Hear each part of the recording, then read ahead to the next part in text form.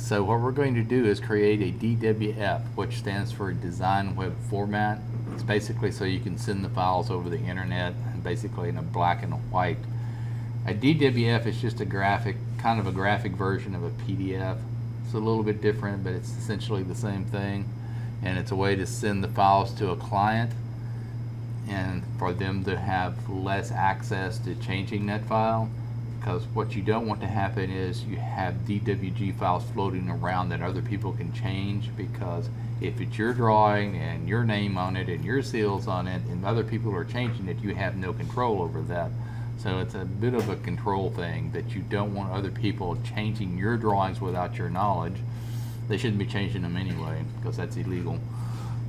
But if they did, they would be changing it without your knowledge, and so if something happened, then you would be liable for that, and it's a big mess. So it's just better if you send files DWF. Now sometimes you share the DWG with the engineer because they need it to do their drawings, but typically the client, you don't really give them the DWG. You might give them a DWF, but not the DWG. Alright, so the file we've been working is a DWG file. And what we've been doing throughout the semester was to print one layout at a time. By publishing this and creating the DWF, we'll be able to print every layout at once, and all 13 files. So one of the things you have to do is make sure you've got the correct setup for the DWF. And so to do that, we would come down here and actually open up a layout, and then right click on that, and in here there's the page setup manager. Now this is for the first four, but there is one in here called setup 1. That's specifically for the DWF file, so we just need to make sure things are set correctly. So DWF6 eplot is the electronic file. I'm not sure why they put the 6 there, but that's what they do. And plotter configuration 3, that's pretty standard. We're still using the 1417 color table file. We're using the paper size full bleed B 11 by 17. Still a layout 1:1, so all that stuff's the same. The main thing to check here is to make sure this is set correctly and that we're in setup 1. We have to double check the margins for this. Reason being is AutoCAD margins and printer margins don't always match each other, and sometimes they contradict each other, and it's going to go with the printer margin as opposed to the AutoCAD margin, and so sometimes it'll cut off the border. So to avoid that, what we need to do is actually go to properties here and double check stuff for this size paper, and it has to be the exact name pretty much. So you go to modify standard paper sizes, and then this chart comes up down here, and then you kind of scroll back up slowly to where you find ANSI Expand B 11 by 17, which is this one, and then we say modify, and then all of these should read 0.20. Otherwise it may actually cut off the border when you create the DWF. Not 520. They all should read 0.20. And then you just say next, next, finish, okay, okay, and okay. That changes them all the layouts. You don't have to do that once, but it changes for all the layouts, so you don't have to do anything else. And then just make sure that all your drawing files and the layouts have been cleaned up to show the layers they're supposed to be showing. You know, you don't have any stray layers or wrong layers on any of the sheets. So once all that's cleaned up and everything is displaying like it should in the viewport freeze, the other thing is it's better if you make sure everything's zoomed extends, because if you're zoomed in to one area of the drawing, sometimes it'll only print that area. So make sure you do a zoom extends for each one of those. So everything's on, everything's thawed. We're going to save that as the final. And although you can publish from within inside the drawing, I don't recommend it, because we've had issues with that, at least at my place of employment. We've had lots of issues with that. So I would go ahead and just close AutoCAD completely and then reopen it. We don't need these open anymore, so I'll close those.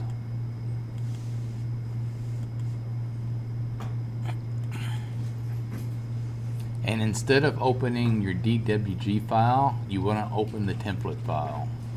So you don't go to where you normally go to. Instead, go to the drop down here. The third one down is the ACAD drawing template file.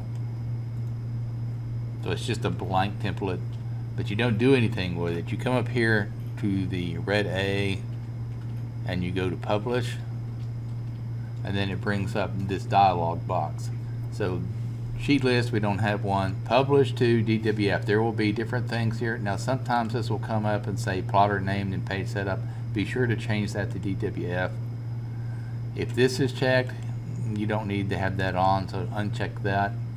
You need to know where you're saving it to. So under publish options here, you would select over this box over here, the gray box, and then you can determine where you want to save it to. Actually, I've got mine set to lecture 1 of this course, so that's probably fine. But essentially, it would be your user drive and then wherever you want it in there.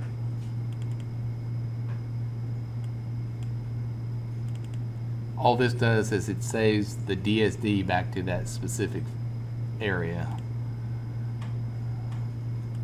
And the DSD stands for description set of drawings. It's just the list of the layouts that are in the drawing. It's not actually the design web format file. It always defaults, well, I wouldn't say always. It most of the time will default like this. You need to remove those. So if you just click on it and use the negative sign here, it deletes both of them. Now we need to add layouts to create our DSD list. So you go to the plus sign here. This may be set to model and layout. I recommend you set that only to layout. And we don't need the prefix because we've only got 13 drawings, so we can get rid of that. And then you need to choose whichever file you've been using that's finished. And then you select that. And then it populates the dialog box here. Now I have a few extra files in mine, but we don't need for the final.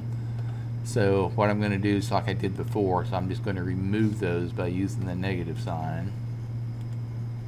And then I'm going to put these in order. It's just like a Windows Explorer. You can drag stuff, or you can use the up and down arrows, either way. So if I wanted to move this up, I could move the up and down arrows, or you can just highlight it and grab it, which is probably faster. And then the site plan comes after that, and then the floor plans, and then the roof plan is next, then the elevations, then the wall section, and then the interior elevations, then the stair plan, then we have the electrical plans, and then the foundation cover, site plan, roof. I think that's right. But you notice the page setup, it's set to default. Well, that's not what it needs to be set to. So you need to select the first one, hold the shift key, highlight them all, right click, go to change page setup, and change it to setup 1. That's the one we changed back in the AutoCAD file. And then save that. Now the only thing that it does is create the list. So I would name it whatever you need to name it. It says summer. You could name it the same file name you have on the DWG if you wanted to. It really wouldn't make any difference. Alright, so drawing set description, or I always think of a description set of drawings, so I always say it backwards, but basically it's a list of the layouts in your AutoCAD file. So you save that. Now that we've got all that done, that list is saved, so you don't ever have to recreate that. It's there. Now you can publish. So you go to the publish button, which creates the design web format file. I would name it the same thing as the DSD file, which I named it summer 2019. Again, you can name that whatever you want, but I would name them both the same. And I would say, alright, so a couple of other things while that's running. Publish in background, I would uncheck that because it takes longer if you do that, and check the open in viewer when done, so it automatically opens in design review. Now we can look at and see if we've got what we need here. All right, so it's a little bit far out, so it's hard to tell. So let's actually bring this back in, make sure the border is all on there. All right, I'm just double checking here. So it should be in black and white, as long as it's set to that 1417 file. Looks like the border's printed okay. So black and white, in order. You hit this button, it brings it back to the beginning where you were. So if you wanted to print that, you would come over here to the green D and go down to print. It'll bring up this dialog box. We're in 3218. We do not want letter size. We actually want 11 by 17. We want all the sheets. For our purposes, you'll want to print 2, because you're going to give 1 copy to me and you're going to keep 1 for yourself. Make sure you check collate so it'll print in order. So it basically prints 2 sets. You want to make sure it's to scale. Now, if you leave it set to tile pages, it'll do this. That's not what you want. Be sure to set it to clip pages, and then it goes back to the right scale. This is aligned to lower left right now. You're better off to say center and printer margins. More centers the drawing that way. Orientation is landscape automatically because of that CTB file. It will not print in color, even though that's what that says, because that CTB file that we set 1417 overrides whatever this says. That's the reason it printed in black and white.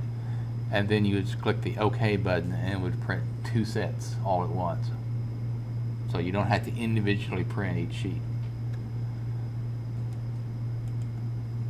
And that's how you would do it. Now, if you're scrolling through here, when you've got this printed the first time and you see something, maybe on the roof plan, maybe there's a stray layer, that site plan layer, something that shouldn't be there, you can't fix it from here. You've got to go back to the DWG drawing, fix it in the DWG file, resave the drawing, and basically republish. Just because you update the DWG does not mean it will update the DWF. The DWF has to be updated every time you change the DWG drawing. So if you make a change, you got to go back through the process. The difference is that if you did make a change and you had to start over, you would close AutoCAD. You make your change, close AutoCAD, come back to publish.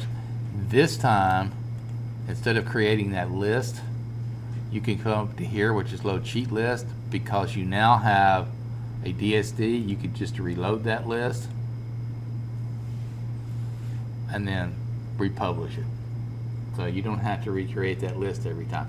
And for 13 layouts, it's not that big a deal, but we've had 150 to 175 layouts for a set of drawings before, and when you get that many layouts, you don't want to have to recreate that every single time. It takes too long. So it's good to know that you can reload that stuff. Alright, so that's how you would create that file. And I just showed you what it looks like at the end and how you would print it. And let me bring this back over here. So once you've got all that done and you're basically finished, you're going to place a copy of both the DWG file and the DWF file on the ARC transmit. I don't care about the DSD, because if you've got the DWF, you had to get the DSD to be able to do the DWF, but I want to see your final DWG and your final DWF. So how do you do that? It's basically just a Windows Explorer thing. So you would go to your files down here, find wherever that you saved it to, and that's not where I saved it to. I actually saved it back in lecture 1. And so you would find the 2 that would apply. So let's do this. Let's go type PDBF. It's not what we're looking for. Alright, so here's my DWF. That's one of the things in it. Now we've got the DSD file to be able to create the DWF, but the DWF is the one I'm looking for, along with the DWG file, which in my case would have been this final portfolio file. That's why I'm saying if you name them the same thing, it might be easier to keep track of. Yep, I'm holding the shift key instead of the control key. Wrong one. DWG final. Okay, it's that one and it's this one. All right, so if you got them both selected, then you just right click and say copy. And then over here, I can get that spread out. Let's do this. It's not gonna let me do it. There it goes.